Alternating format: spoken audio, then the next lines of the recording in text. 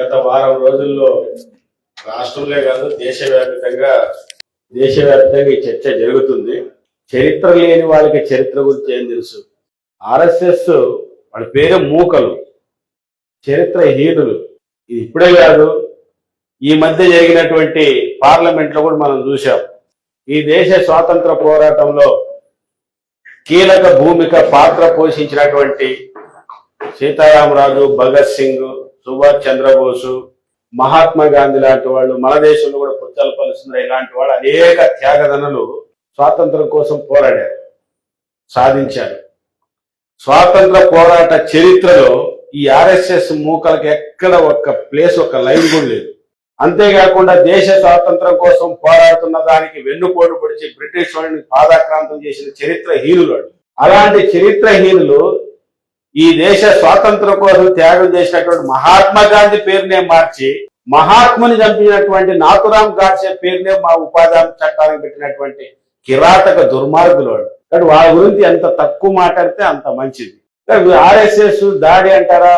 ఈ రాష్ట్రంలో అందరికి నిన్ననే ముఖ్యమంత్రి గారు, పవన్ కళ్యాణ్ గారు, అదే లోకేష్ గారు చెప్పారు అన్ని మతాలకు సమానం, ఎటువంటి వివక్ష చూపమని. చూపుతూ లోకేష్ గారు మొన్న సమ్మక్క సారక్క జాతరలో ఒక ముస్లిం కార్మికుడు రోజు వ్యాపారం చేసుకుని జీవించే ఒక అభాగ్యుడు బన్ అమ్ముకుంటుంటే దాంట్లో కోవా బన్ అనేది కర్నూలు జిల్లాలో తెలుసు, చాలా ప్రసిద్ధి. కోవా అంటే పాలకోవా.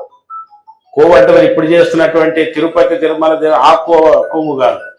ఆ కోవా బన్ను తింటుంటే దానికోసం ఎంత రాదత్తం చేస్తే మొన్న లోకేష్ గారు నేను త్వరలోనే అమ్మా నీ కోవా బన్ను తింటాను అన్నాడు. మా గంటకే ఈ ఆర్ఎస్ఎస్ మూకలు ఎంత దాడి చేశారో తెలుసు. అందుకోసం ముందు లోకేష్ గారు తెలుసుకోవాలి. లోకేష్ గారు చాలా గురించి చెప్తున్నారు. నేను ఈ మధ్య విజయవాడ వెళ్ళినప్పుడు ఆంధ్ర యూనివర్సిటీకి పోతే గేట్ ఎంట్రన్స్ లో ఎవరో Gandhi photo, Ambedkar photo glass వేసి పెడతారు. ఈయన ఫోటో పెట్టారు లోకేష్ ఫోటో. అరే నిన్న బాగున్నాడు, ఎప్పుడు చనిపోయాడు నేను అనుకున్నాను. అంటే ఎంట్రన్స్ లో గాజేసి ఫోటో పెట్టినటువంటి నీ పేరు మీద యూనివర్సిటీలో ఈ మూకలింత దాడి చేస్తుంటే ఏం చేస్తున్నావు విద్యాశాఖ మంత్రిగా? వారం రోజుల నుంచి జరుగుతున్న చర్చ నీ కళ్ళకు కనపడట్లేదా? అందుకోసం ఆర్ఎస్ఎస్ తెలుసు. నువ్వు అనుకోవచ్చు ఏబీవీపీ వెనక ఆర్ఎస్ఎస్ ఉందేమని, కానీ ఆర్ఎస్ఎస్ కబ్బర్దార్ మేము అనుకుంటే, ఎర్రజెండా అనుకుంటే ఈ రాష్ట్రంలో నీకు పుట్టగతలు ఉండవు. కబ్బర్దార్ హెచ్చరిస్తాను. మీకు మాకు ముందు చూసాం. నేను చదువుకునేటప్పుడు కూడా మీ చరిత్ర మాకు అంత తెలుసు. ఏమాత్రం చదువు సందేహం లేని మూర్ఖులు, దద్దమ్మలు, దేశ చరిత్ర హీరులు, అటువంటి వాళ్ళు ఒక గొప్ప చరిత్ర కలిగినటువంటి విశ్వవిద్యాలయం మీద దాడి చేయడం అంటే అంతకంటే మూర్ఖత్వం. నువ్వు జెండా దిమ్మను బయలుపడతావు.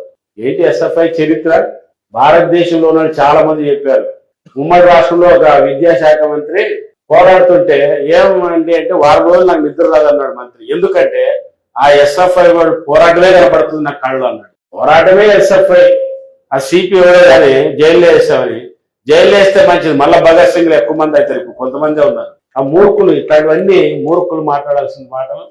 అందుకోసమే ఆ విద్యార్థులు వెనక ఈ దేశంలో సెక్యులర్ భావాలు కలిగిన వాళ్ళు, వామపక్షవాదులు చాలా మంది ఉన్నారు. భయపడాల్సిన అవసరం లేదు. మనము శాస్త్రీయ విద్య కోసం పోరాడుతున్నటువంటి వామపక్ష విద్యార్థి సంఘం యొక్క పోరాటం ఎప్పుడు ముందుకు పోతుంది.